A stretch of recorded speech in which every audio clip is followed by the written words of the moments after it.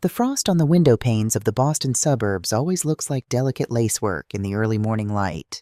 For the past 3 years, I've watched that frost form from the small window of the guest bedroom in my son's house. I'm Margaret Hayes, though most people call me Maggie. I am 65 years old. I wear sensible LL Bean sweaters. I knit my own scarves, and according to my son Connor, I am a quaint, slightly burdensome relic of a bygone era. I suppose that's what he needs to believe. Connor is 35. The chief marketing officer of a tech startup that promises to disrupt an industry I frankly couldn't care less about. He wears suits that cost more than my first car, drives a leased Tesla that silently glides into the driveway every evening, and lives in this stunning 4-bedroom colonial house in one of Massachusetts' most exclusive neighborhoods. To the outside world, my son is the epitome of the American dream. He is the self-made man who generously took in his poor, widowed mother so she wouldn't have to scrape by on Social Security. His wife, Jessica, Jess as she prefers, is a real estate agent. She is 33, impeccably groomed, and permanently vibrating with a low-level anxiety that she tries to mask with organic matcha lattes and passive-aggressive comments. Jess is not an inherently evil woman. She is simply a terrified one. She carries the crushing weight of $80,000 in student loan debt, an addiction to maintaining appearances, and a deep-seated fear of slipping out of the upper middle class. And then there is Lily, my 8-year-old granddaughter. Lily is the sunlight in this house of forced smiles and maxed-out credit cards. She and I spend our afternoons baking cinnamon apple crisps and reading chapter books on the rug.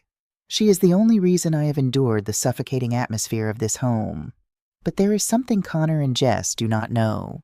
A secret I have kept folded neatly away, much like the antique linens in my cedar chest. They do not own this house. I do. More accurately, Oakwood Holdings LLC owns this house, and I am the sole beneficiary and absolute owner of Oakwood Holdings. When my late husband Richard and I were young, we didn't have a dime to our names. Richard was a brilliant, quiet man who spent his nights tinkering with code while I worked double shifts as a bookkeeper. In the late 90s, one of his obscure software algorithms became the foundational patent for a massive cybersecurity protocol. The wealth didn't happen overnight, but when it came, it was a tidal wave. Richard and I made a pact. We had seen what sudden, unearned wealth did to the children of our newly rich peers. It hollowed them out. It stripped them of their drive, their resilience, and their character. We wanted Connor to have a good life, but we wanted him to build it himself. So we lived modestly. We invested quietly through our lawyer, Arthur Vance. When Richard passed away 5 years ago, leaving a hole in my heart that no amount of money could ever fill, I inherited a fortune that is currently well into the 8 figures. 3 years ago, when Connor told me he and Jess were looking to buy a home in this prestigious school district for Lily, he admitted they couldn't afford the down payment or the exorbitant mortgage rates. I saw an opportunity to help him without handing him a blank check. I had Arthur Vance purchase the home through the LLC. Arthur then approached Connor, posing as a representative for an affordable housing initiative for young professionals, offering him a long-term lease at 1/3 of the market rate. Connor, blinded by his own ego, believed his charming negotiation skills had landed him the deal of a lifetime. He signed a month-to-month lease, entirely convinced he was essentially paying a heavily subsidized mortgage. He offered me the small guest room, patting himself on the back for his filial piety. "It's the least I can do, Mom," he had told me, adjusting the cuffs of his tailored shirt. "You took care of me. Now I'll take care of you. Don't worry about the finances. I've got it all under control." I smiled, thanked him, and moved into the 10-by-12 room next to the laundry area. I wanted to see the man my son had become. I wanted to believe Richard and I had raised a good, honest boy. But the facade is cracking. I can hear it in the hushed, frantic arguments that bleed through the thin drywall late at night. It started about 6 months ago. The housing market took a sharp downturn, and Jess hasn't closed a significant sale since the spring. Meanwhile, Connor's startup is bleeding venture capital.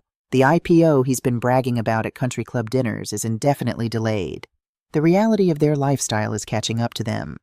The credit card bills are mounting. The private school tuition for Lily is due. The crushing weight of their fake wealth is suffocating them. I see it in the little things. The way Jess switches from buying organic, line-caught salmon to the cheapest cuts of meat, though she hides the packaging before her friends come over.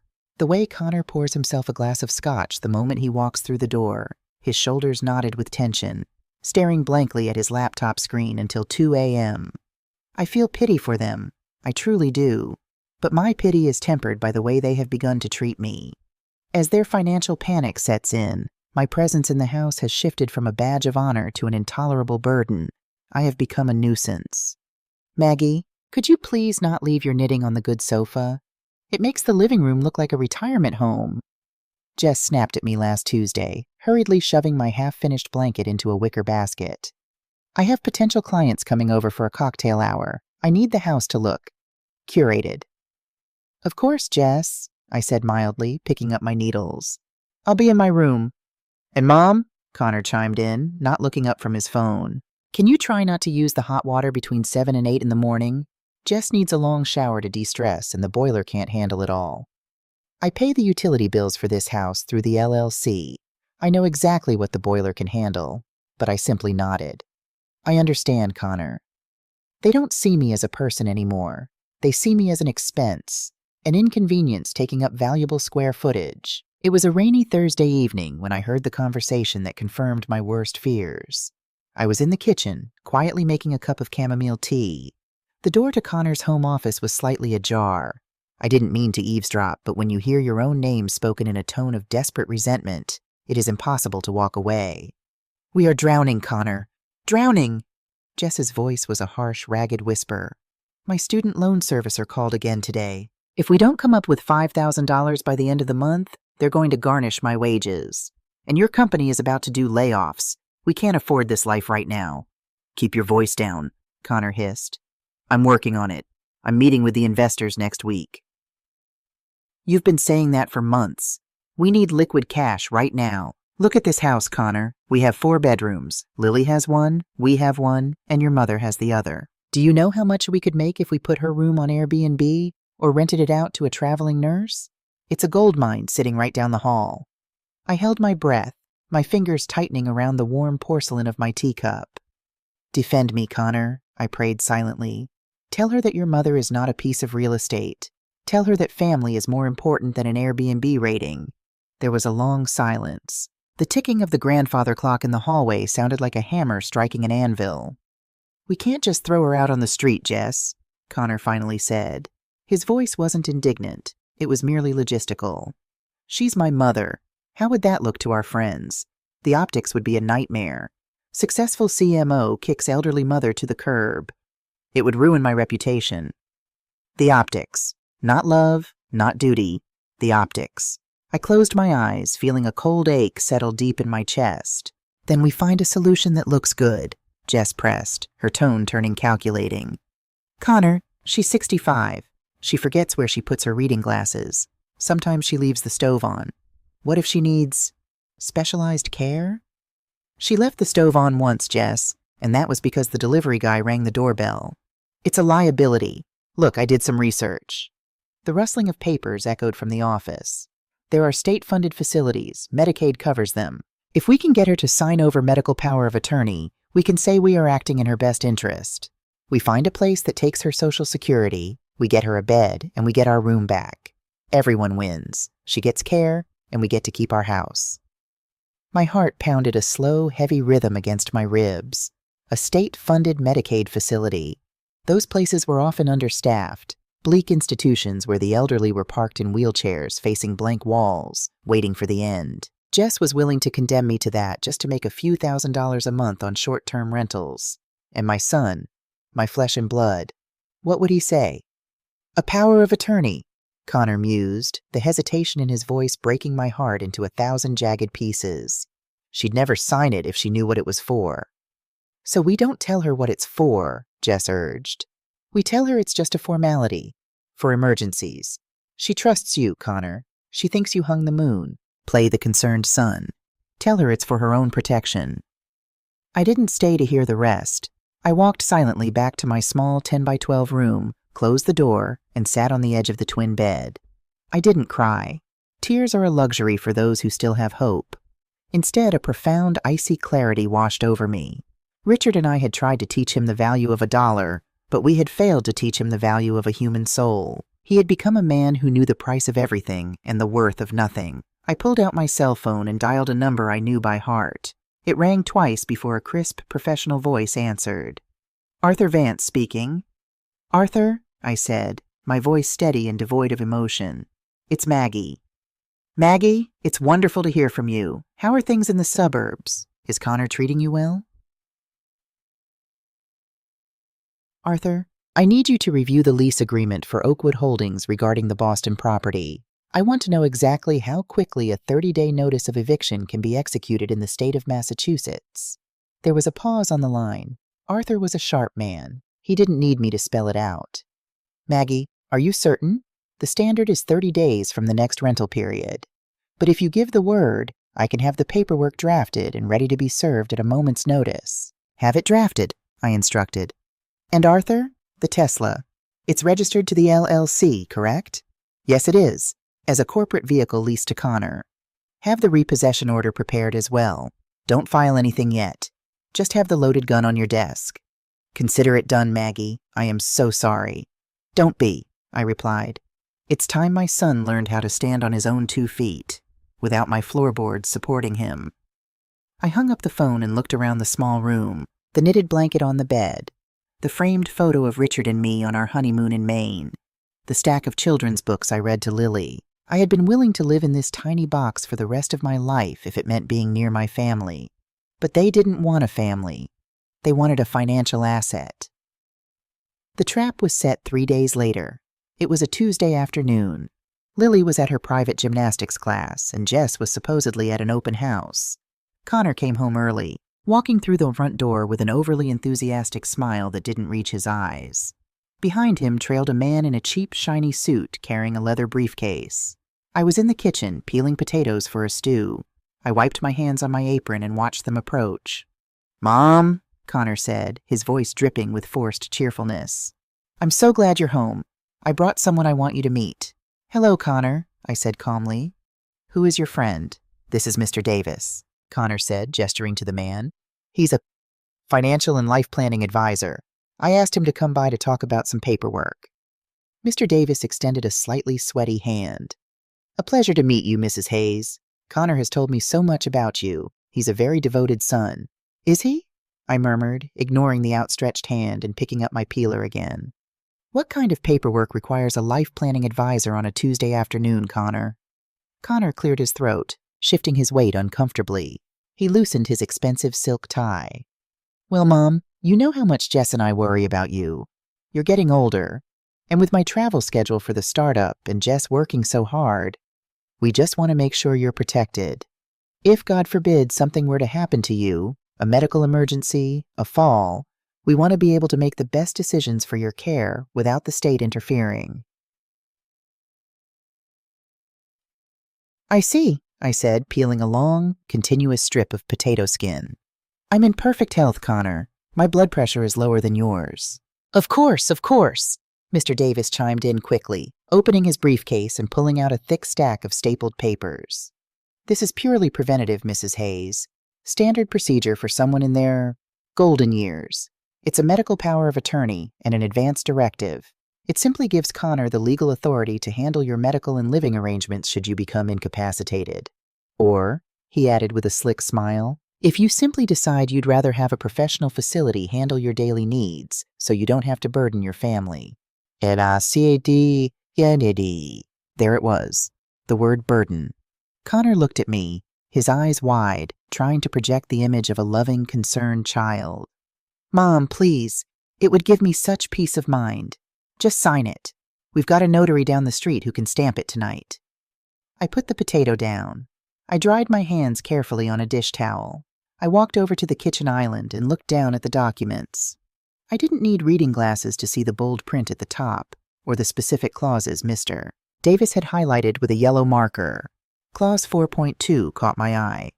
The agent, Connor Hayes, shall have full authority to admit the principal, Margaret Hayes, to any nursing facility, long-term care institution, or state-funded Medicaid housing, and to liquidate or reallocate the principal's immediate personal assets to cover such costs. They weren't just trying to put me in a home. They were trying to make sure I had no legal right to refuse, and they were giving Connor the right to clear out my bank accounts, the meager checking account he thought was my only money, to pay for the Uber to get me there. I looked up at my son. I looked past the tailored suit, past the expensive haircut, and searched for the little boy who used to hold my hand tightly when crossing the street. I searched for the boy who had cried when his pet goldfish died. I searched for the man Richard and I had tried to mold. He wasn't there. Only a terrified, greedy stranger remained. "Connor," I said, my voice barely above a whisper. "Do you know what this document really does?" "It protects you, Mom," he lied smoothly, though a bead of sweat formed at his hairline. "It protects us. It gives you the power to put me in a state facility against my will," I stated plainly, watching his reaction. Mr. Davis chuckled nervously. "Now, Mrs. Hayes, that's a very extreme interpretation."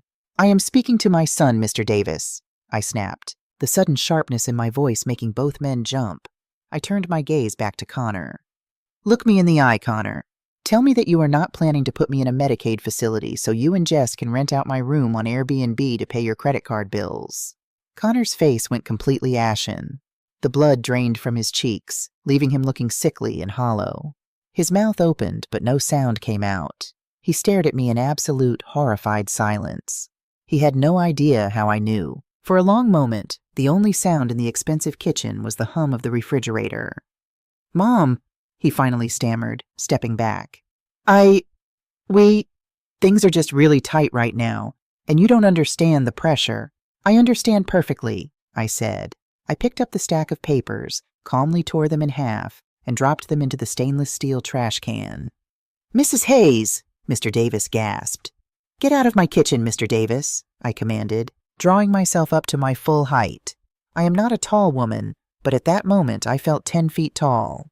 "Before I call the police and have you escorted off the property for attempted elder fraud." The broker didn't need to be told twice. He snatched up his briefcase and scurried out the front door, leaving Connor and me alone in the deafening silence. Connor ran a hand through his hair, looking panicked and furious. "Mom, what is wrong with you? Do you have any idea how embarrassing that was? I am trying to save this family. We are going under. If you aren't going to contribute, you could at least not be an obstacle." "I am an obstacle?" I asked quietly. "Yes," he shouted, the mask fully slipping off. "You sit in that room, knitting and baking cookies, while I am out here having panic attacks trying to pay for the roof over your head. You have no idea how the real world works anymore, Mom. You don't know what it takes to maintain this." He gestured wildly around the beautiful kitchen. I looked at the marble countertops. I looked at the Viking stove. I looked at my son, who believed he was the master of a universe he didn't even own.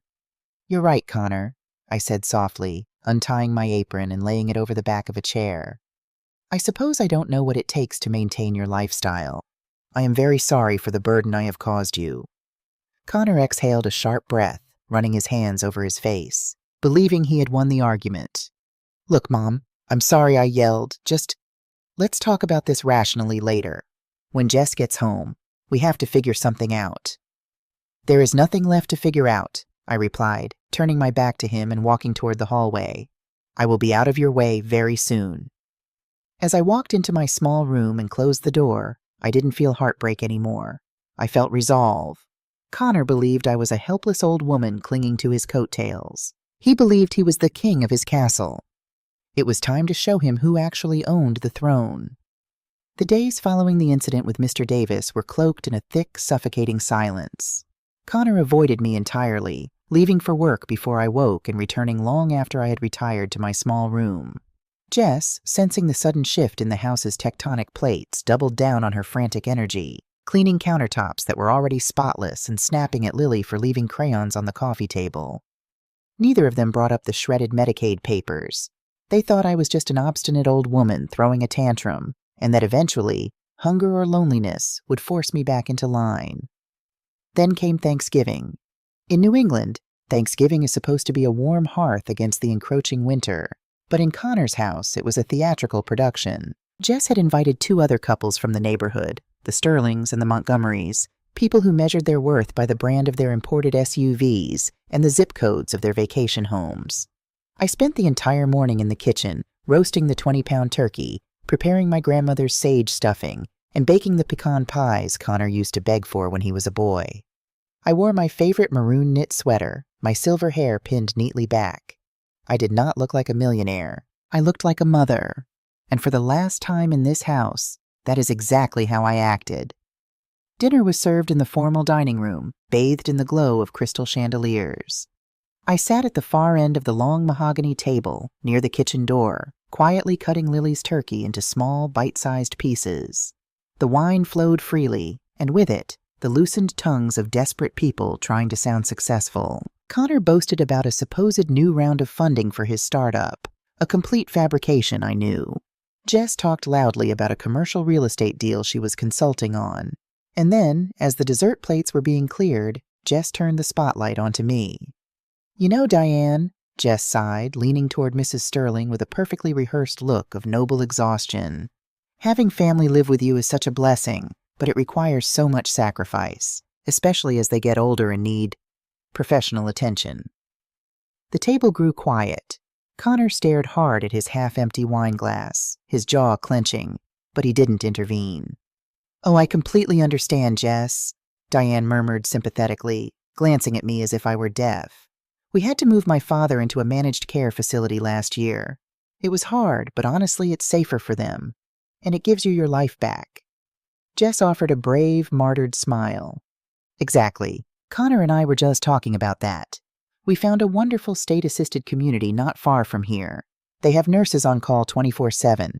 It's a hard decision, but when you love someone, you have to do what's best for their safety. You can't let them become a danger to themselves in a big house like this." I slowly placed my silver fork down onto the porcelain plate. The clink echoed sharply in the silent room. I looked at Jess. I looked at the affluent guests who were nodding in grave, ignorant agreement. Finally, I looked at Connor, my son, the boy I had carried, the boy whose scraped knees I had bandaged, the man whose fake, luxurious life I was quietly subsidizing. He refused to meet my eyes.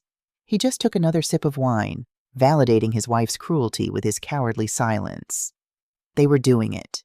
They were publicly laying the groundwork, building the narrative so that when they finally threw me out, their social circle would view them not as monsters, but as tragic, loving children doing the responsible thing.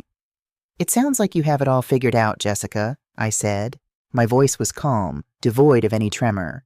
I didn't yell. I didn't cry. Anger is hot, but true resolve is ice cold. I stood up. I didn't excuse myself. I simply walked away from the table, out of the dining room, and down the hall. Behind me, I could hear the awkward shuffling of chairs and Jess's high-pitched, nervous laughter trying to smooth over the tension. Inside my 10 by 12 room, I didn't hesitate. I pulled a small, vintage leather suitcase from under the twin bed. I didn't pack the books, or the knitted blankets, or the framed photos.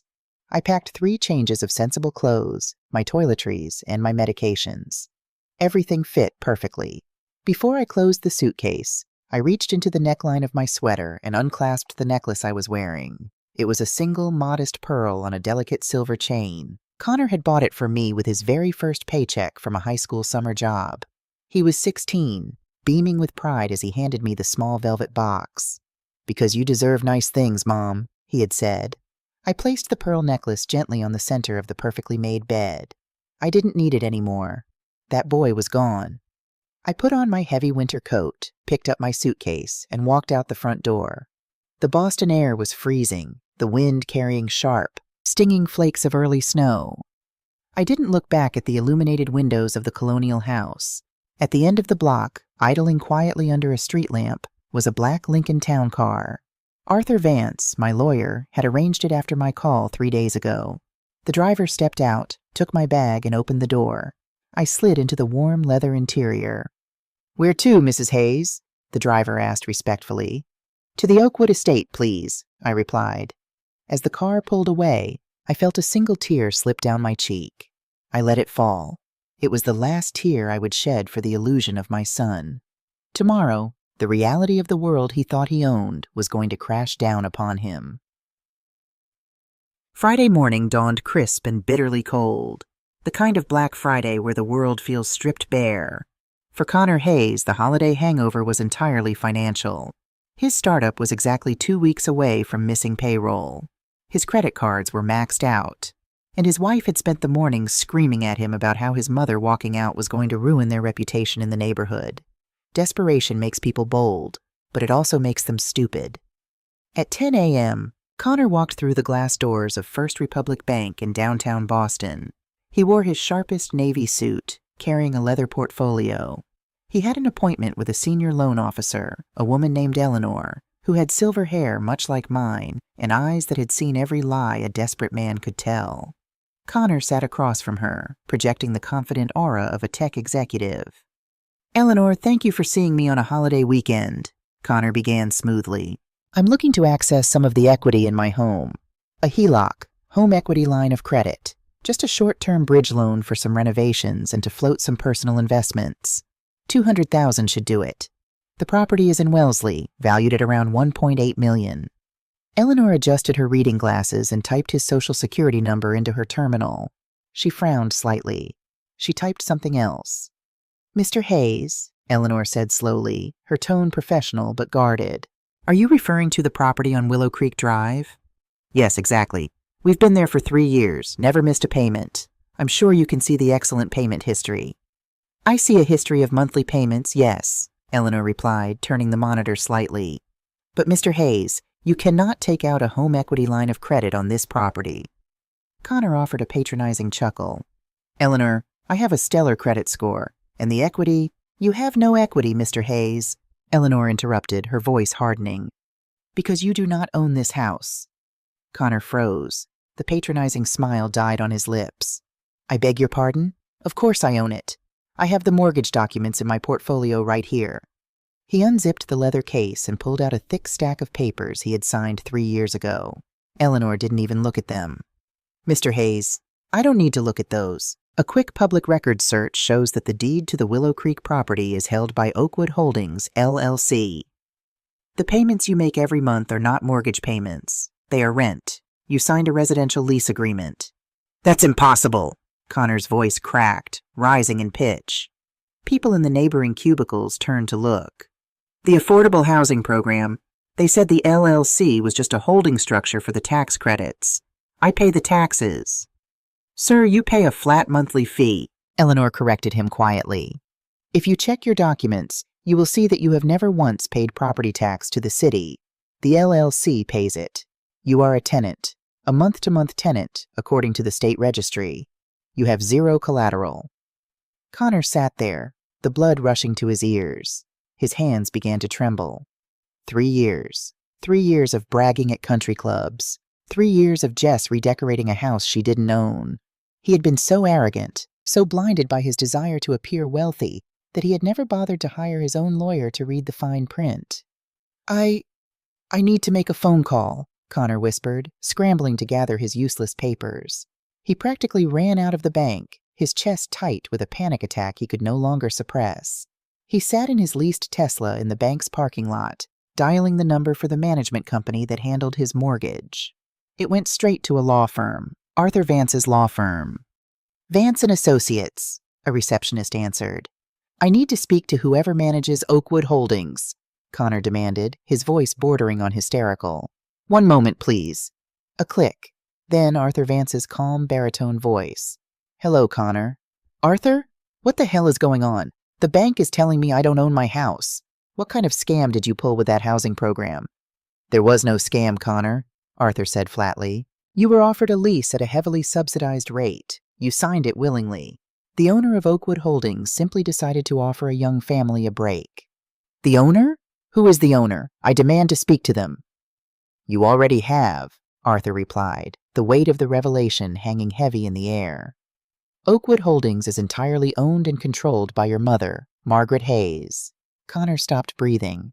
The sterile smell of the new car interior suddenly made him nauseous. Mom? The woman who knitted socks in the tiny guest room? The woman he had tried to force into a Medicaid facility just 3 days ago?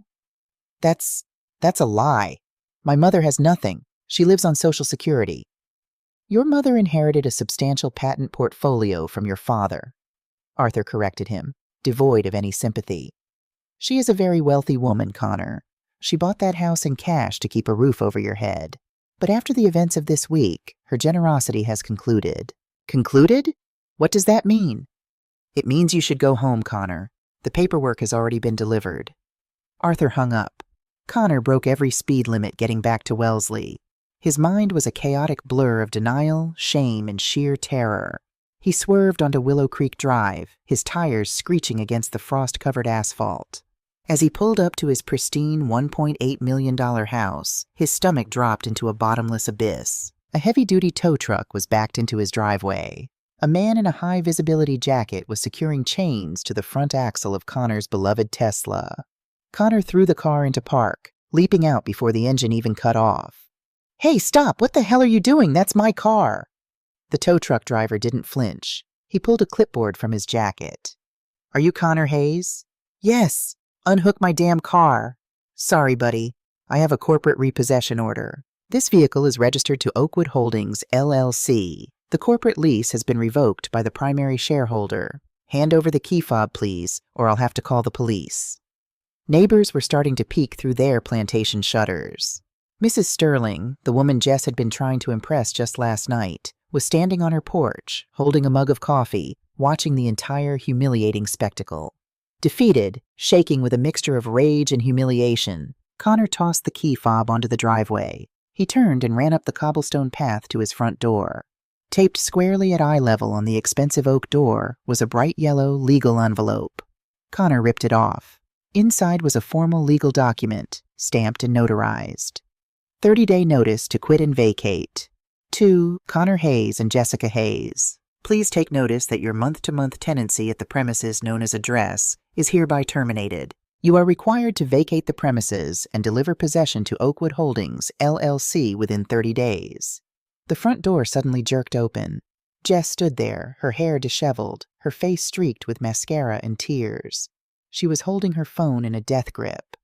"Connor!" she sobbed, her voice trembling with a terrifying realization.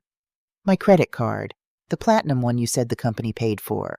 It was declined at the grocery store. I called the bank. They said the primary account holder canceled it."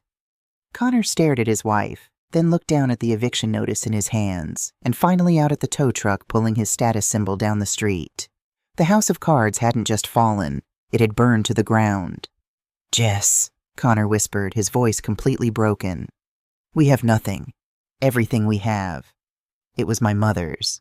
Inside a sprawling, historic estate on the other side of Massachusetts, I sat by a roaring fireplace, wrapped in a cashmere shawl.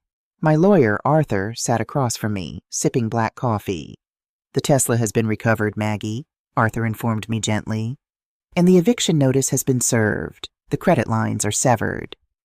I looked into the flames, watching the wood crackle and turn to ash. It is a terrible, unnatural thing for a mother to destroy her son's world. It goes against every instinct God puts inside us. But sometimes a forest must burn completely before new, healthy roots can grow. "Thank you, Arthur," I said quietly. "Are you all right, Maggie?" I touched the bare skin at the base of my throat, where the pearl necklace used to rest. "No, Arthur," I answered honestly, "but I will be. And eventually, if he is truly Richard's son, so will he." The hardest part of being a mother isn't the sleepless nights when they are infants, nor is it the constant worrying when they are teenagers. The absolute hardest part is watching your grown child walk into a burning building of their own making and forcing yourself to lock the doors from the outside so they have no choice but to find the fire escape themselves. December arrived in Massachusetts with a brutal, unforgiving freeze. I spent my days in the quiet sanctuary of the Oakwood estate. It is a sprawling, beautiful property with a library that smells of old paper and cedar, and a greenhouse where I tend to orchids. It is the home Richard and I bought just before he passed, the home I had abandoned to sleep in a cramped guest room simply because I wanted to be close to my granddaughter. Now I walked its empty halls, accompanied only by the ticking of antique clocks and the daily phone calls from Arthur Vance. Arthur became my eyes and ears in the outside world. He shielded me from the barrage of frantic, desperate voicemails Connor left on my cell phone. At first, Connor's messages were laced with arrogant fury. He demanded to know what kind of sick joke I was playing. He threatened lawsuits. He yelled until his voice went hoarse. I listened to none of them. I had Arthur intercept every communication, legally walling myself off. When the anger didn't work, the begging began. But I remained silent. It took exactly 14 days for Connor's carefully curated life to evaporate completely. Arthur sat across from me in my study on a Tuesday morning, his briefcase open, a solemn expression on his usually unreadable face. "The Willow Creek house was vacated yesterday, Maggie," he reported, adjusting his glasses. "We have the keys. The property managers say it was left in acceptable condition, though there are signs of a hasty departure." "And Jessica?" I asked, my chest tightening at the thought of little Lily. Arthur sighed, pulling a manila folder from his bag. "As you predicted, Jessica filed for divorce 3 days after the eviction notice was served. She cited financial infidelity and irreconcilable differences." I closed my eyes, leaning back in my leather armchair. I felt a pang of genuine sorrow, not for the marriage, which had been built on a foundation of sand and credit cards, but for the messy, agonizing reality my son was now facing. Jess had not stayed for the worst part of their wedding vows. To be fair to her, Connor had fundamentally misrepresented who he was.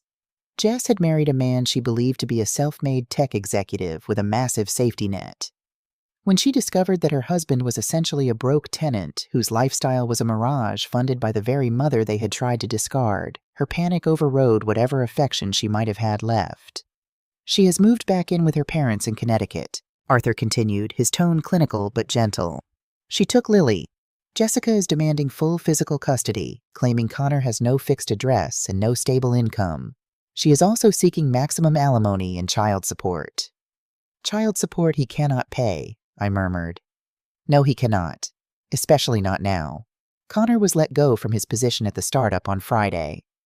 I opened my eyes, looking at Arthur. "Fired?" "Let go, technically, but yes. The startup has been failing for months, as you suspected. But Connor's performance plummeted over the last 2 weeks. He was showing up late, unkempt, desperately trying to secure personal loans from his colleagues and the firm's investors. He became a liability. The board forced him out. It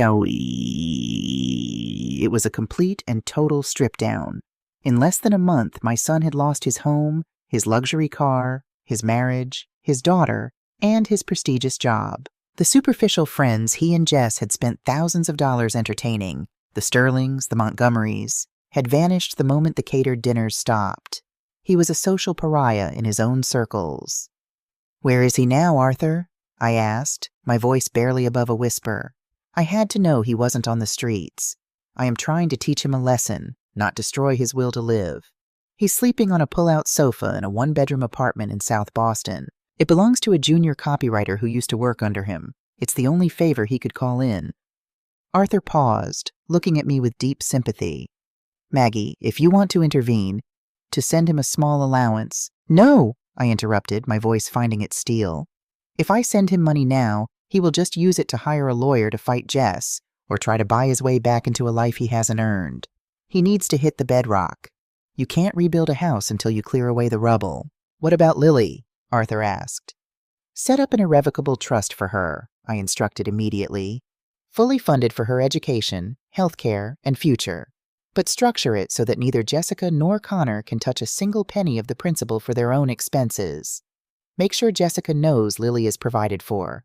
I won't have my granddaughter suffer for her parents' hubris."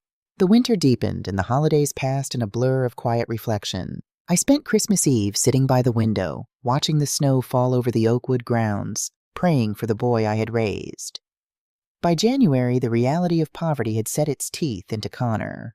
I didn't have to guess how he was faring. I had Arthur hire a discreet private investigator, not to interfere, but simply to ensure my son wasn't starving or in physical danger. The weekly reports I received were difficult to read, but they were the most important documents of my life. With his bank accounts drained by legal fees for the divorce, and his reputation in the Boston tech sector in tatters, Connor could not find another executive job. The headhunters stopped returning his calls. The corporate world has a very keen sense of smell for desperation, and Connor reeked of it. Faced with mounting child support payments that he was legally mandated to pay or face jail time, Connor was forced to do something he hadn't done since he was a teenager. He had to look for manual labor. In mid-January, during one of the coldest snaps in Massachusetts history, Connor took a job as a general laborer for a mid-sized residential contracting company. The investigator included a few grainy photographs in his report. I sat at my dining table, tracing the edges of a photograph with a trembling finger. It was a picture of Connor standing outside a gutted Victorian house in Somerville at 6 in the morning. He wasn't wearing a $2,000 tailored suit. He was wearing a bulky, faded Carhartt jacket that looked like it had been bought at a Salvation Army, heavy denim work pants, and scuffed steel-toed boots. He was carrying 2 massive sheets of drywall, his breath pluming in the freezing air. He looked exhausted. He looked 10 years older. He looked real. For the next 2 months, my son lived the life his father had lived before the patent money. He lived the life I had lived. According to the reports, Connor's days were grueling. He was at the job site by 5:30 a.m. He spent his days ripping out old plaster, hauling debris to dumpsters, sanding hardwood floors until his knees ached, and painting ceilings until his shoulders burned. His boss, a no-nonsense contractor named Mike, did not care that Connor used to have an MBA in a corner office. Mike only cared if the framing was straight and the site was clean. At first, the investigator noted, Connor was bitter. He argued with the foreman. He complained about the cold. He carried a chip on his shoulder the size of Plymouth Rock. But physical exhaustion has a miraculous way of burning away ego. When you are hauling 80 pounds of concrete up 3 flights of stairs, you don't have the energy to pretend you are better than the man hauling concrete next to you. You just put your head down and work. February brought relentless sleet and biting winds. I read a report detailing how Connor had slipped on an icy ramp while carrying a load of lumber, badly spraining his wrist. In the past, a minor inconvenience would have sent Connor to an expensive concierge doctor and resulted in days of complaining from his comfortable bed. This time, Connor wrapped his wrist in a cheap athletic bandage, took a handful of ibuprofen, and went back to work the next day. He couldn't afford to miss a shift. He had a child support payment due. Reading that broke my heart, but it also stitched a tiny piece of it back together. He is learning, I told myself, wiping a tear from my eye. He is finally learning what it takes. He moved out of his friend's apartment and rented a tiny drafty studio in a less desirable part of Dorchester. It had no dishwasher, no central air, and a radiator that clanked loudly in the night. It was smaller than the guest room he had so begrudgingly given me in Wellesley, but it was his. He paid the rent with money he bled for. One evening in late March, Arthur came to visit me. The snow was finally beginning to melt, leaving patches of muddy, resilient grass across the estate. "I have something you might want to see, Maggie," Arthur said, handing me a printout of an email. It was sent to the Oakwood Holdings general inbox this morning. I put on my reading glasses. It was an email from Connor. "To the management of Oakwood Holdings, my name is Connor Hayes. I am the former tenant of the Willow Creek property. I know I have no legal standing, and I am not writing to ask for the property back or to dispute the eviction. I am writing because I left a small wooden jewelry box in the top drawer of the guest bedroom. It belongs to my mother. It contains nothing of high financial value, but it has sentimental importance. If you still have it, I would gladly pay the shipping costs to have it sent to me. I just want to make sure she gets it back. Thank you." I lowered the paper, taking off my glasses. A heavy, profound silence filled the room. He wasn't asking for money. He wasn't asking for his Tesla. He was asking for a wooden box that held the cheap, silver-plated earrings Richard had bought me on our first anniversary. He was thinking of me, not as an ATM, and not as a burden, but as his mother. "What would you like me to do, Maggie?" Arthur asked softly. "Have the property manager mail it to his apartment," I said, my voice thick with emotion. "Do not include a note, just the box." "Understood." Arthur gathered his papers. "He has been at the contracting job for 3 months now.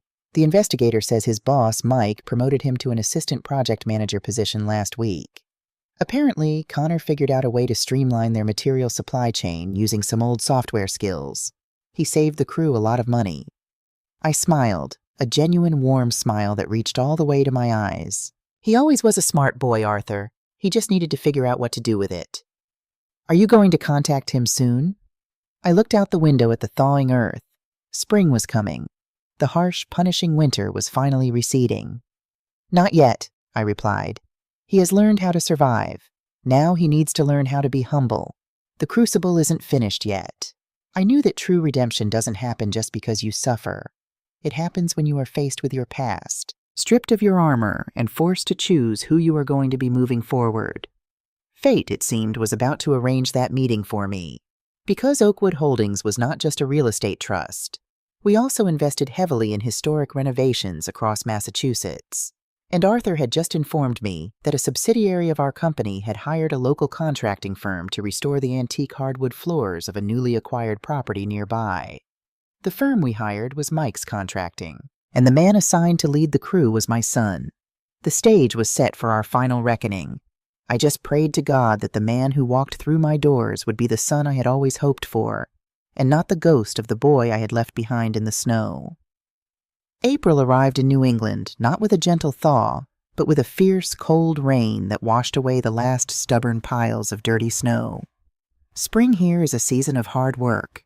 It is the earth breaking open to start again. I stood by the window of the second-floor library at the Oakwood estate, a cup of Earl Grey tea warming my hands, watching a battered white work van rumble up the long, winding driveway. The logo on the side, peeling slightly at the edges, read Mike's Contracting and Restoration. I had asked Arthur to arrange this. The east wing of the estate, a beautiful section of the house dating back to the late 1800s, had wide plank pine floors that desperately needed refinishing. It was a tedious, back-breaking job that required a delicate touch and hours of kneeling. Arthur had ensured the bid went to Mike's firm, specifically requesting their best project manager to oversee the details. The van parked near the service entrance. 4 men piled out into the drizzle, pulling their collars up against the damp chill. Among them was a man carrying a heavy industrial floor sander over his shoulder as easily as he might have once carried a leather briefcase. It was Connor. My breath hitched in my throat. I hadn't laid eyes on my son in 4 months. The private investigator's photographs had not fully prepared me for the reality of him. The tailored suits and the arrogant posture were entirely gone. He wore a faded, dust-stained flannel shirt, heavy denim work pants reinforced at the knees, and scuffed boots.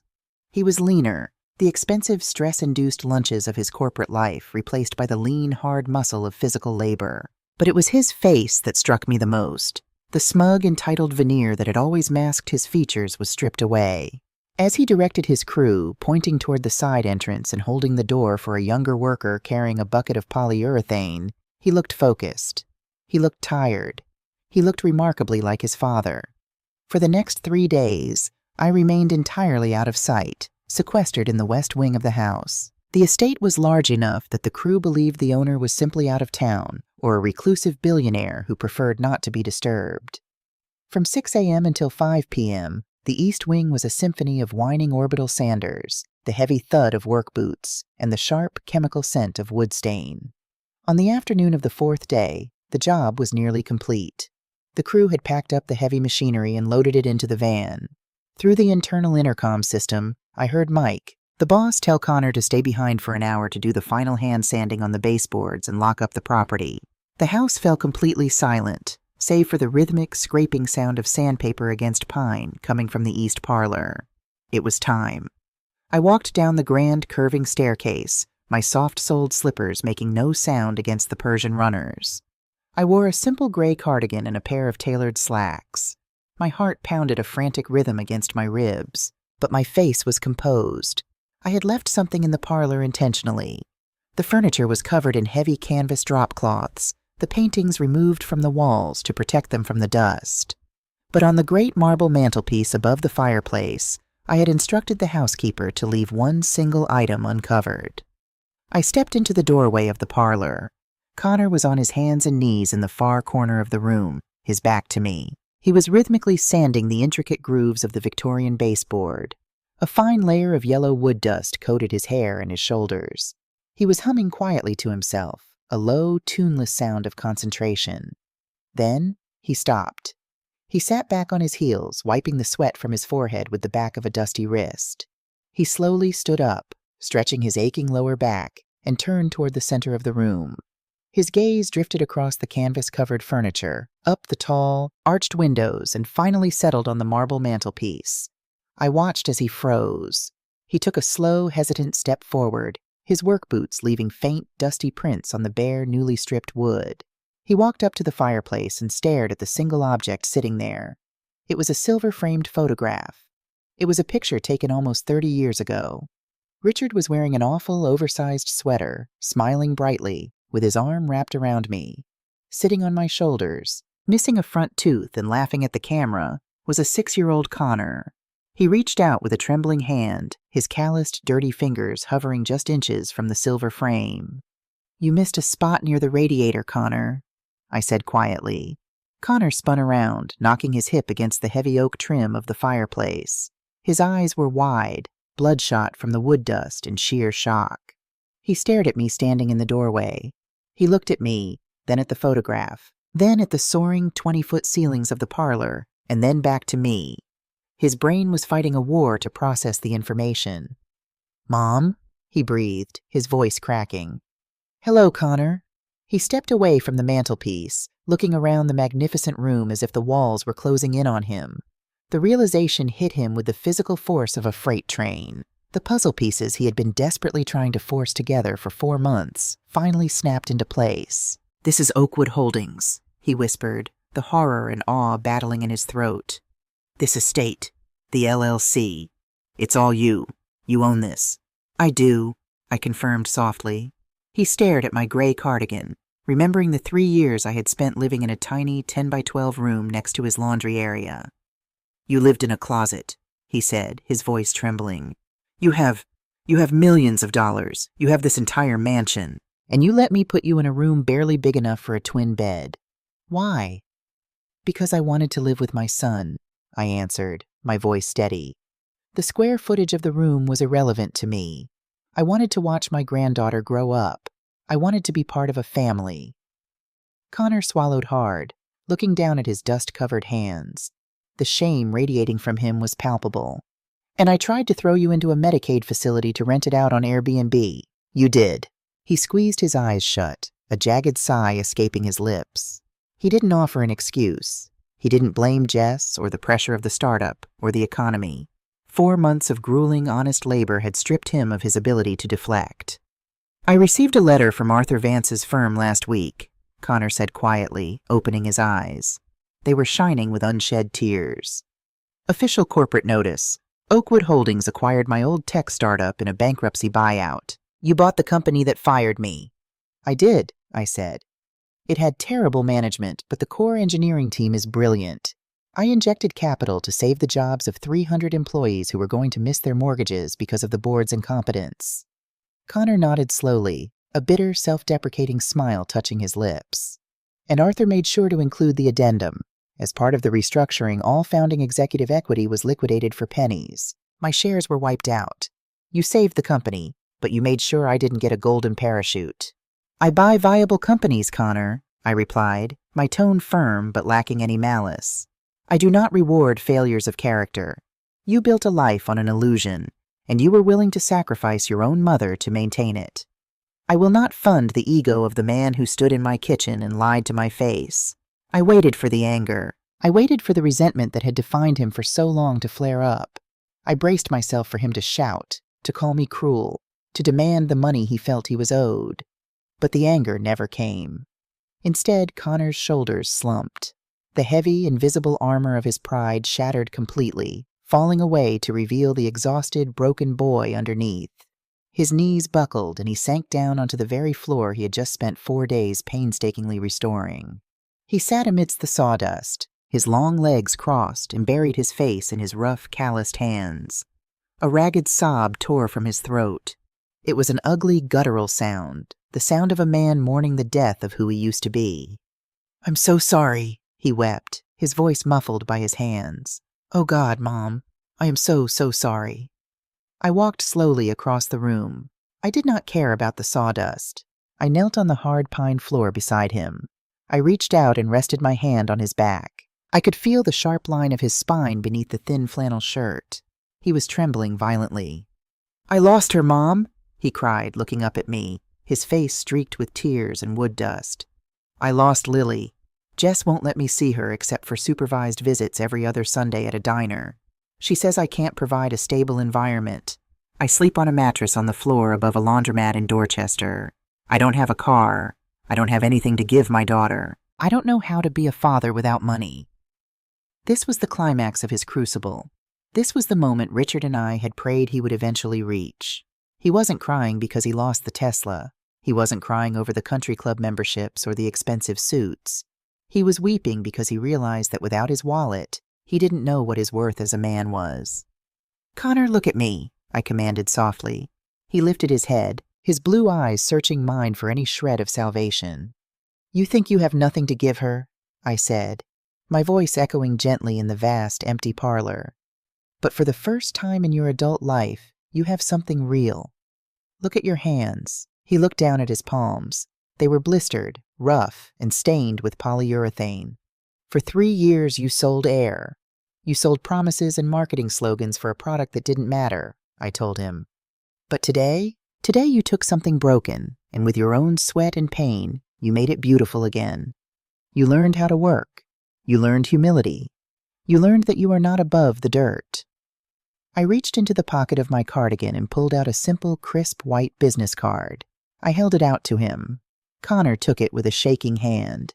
He wiped his eyes and read the text. New Horizon Community Developers, Affordable Housing Initiatives. They are a non-profit firm based in South Boston, I explained, sitting back on my heels. They buy abandoned apartment buildings and renovate them into low-income housing for single mothers and working-class families. The director is a friend of Arthur's. He needs a senior project manager, someone who understands construction and logistics, but who can also read a balance sheet and manage a budget. Connor stared at the card. Mom, the pay is exactly $55,000 a year, I continued, making sure he understood the reality of it. You will not get rich. You will not drive a luxury car, but it is an honest living. You will spend your days building homes for people who actually need them, instead of trying to impress people who do not care about you. He traced the raised lettering on the card, his chest heaving as he tried to bring his breathing under control. Will Jess care? He asked quietly. Will it be enough for her to let me see Lily? Jessica will respect a man who pays his child support on time and shows up consistently, I told him firmly. And Lily does not care about the size of your apartment. She cares about whether her father looks her in the eye and keeps his promises. Right now, you are building the foundation of a man your daughter can actually look up to. Do not stop building, Connor. He looked from the card to me. The entitlement was gone. The resentment was gone. In its place was a quiet, profound gratitude that broke the final dam in my own heart. Thank you, he whispered. He leaned forward and wrapped his arms around me. I held my son tightly, resting my cheek against his dusty shoulder.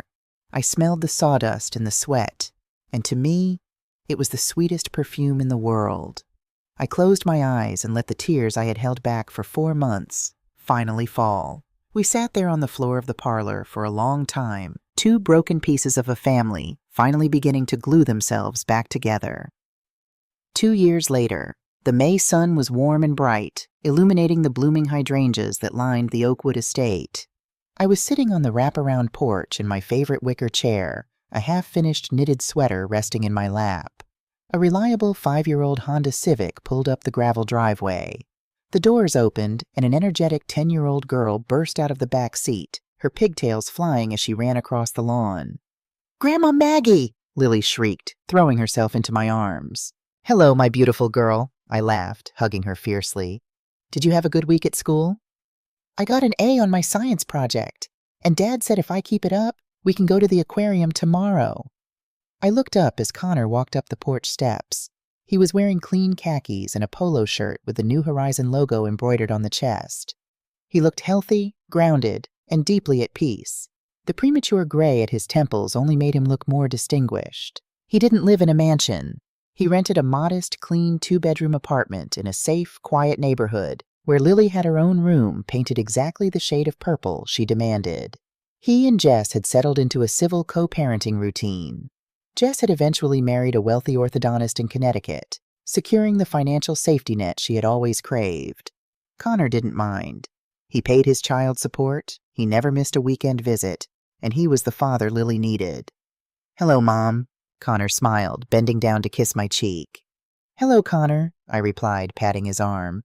"How are the new units in Roxbury coming along?" His eyes lit up with genuine passion. "We pass final inspection on Tuesday. 12 families are getting the keys to permanent safe housing by the end of the month. It's the best project we've done so far." "I am very proud of you," I said, and I meant it with every fiber of my being. "Go wash your hands, Lily. I made those apple crisps you like," I told my granddaughter. She cheered and bolted inside the house. Connor leaned against the porch railing, looking out over the sprawling green lawn. "Arthur called me yesterday," he said casually. "He mentioned you were setting up a board of directors for a philanthropic branch of Oakwood Holdings." "I am," I nodded, picking up my knitting needles. "I can't take the money with me, Connor. It needs to do some good in the world." Connor looked at me, his blue eyes clear and steady. He asked if I would be interested in a seat on the board. He said it was your recommendation. It was. I didn't stop knitting. It's an unpaid position, of course, just volunteer advisory work, but we could use someone who understands community development from the ground up. Connor smiled, a soft, knowing expression. He didn't ask about his inheritance. He didn't ask if this was a test. He simply understood the honor of the invitation. "I'd like that, Mom. I'd like that very much." I looked at my son standing in the spring sunlight, a good man who had walked through the fire and emerged forged in steel. Richard's wealth had almost destroyed him, but in the end it was the withdrawal of that wealth that had saved his life. I smiled, the peace in my heart as deep and quiet as the ancient trees surrounding us. The crucible was over.